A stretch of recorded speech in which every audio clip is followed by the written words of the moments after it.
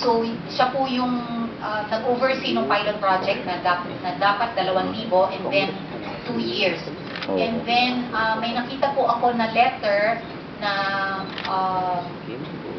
ang effective date of, or may letter po from the former chairman, si Vice President Noli De Castro, accepting the resignation effective 31 of March 2009.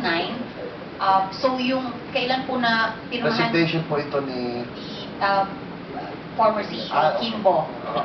And then, so March po, wala na si Mr. Miro Kimbo. Nung June 2009 po, ayun na po yung regular MOA. Paano ho nabago ito So, from a pilot project, tapos ito yung naging regular program na, no? Kailan ho ito nabago? Under pa ho ito kay Miro Kimbo o dun sa kanya sumunod sa kanya? Okay, yung sumunod na po sa Para kanya. malaman ko Opo, na.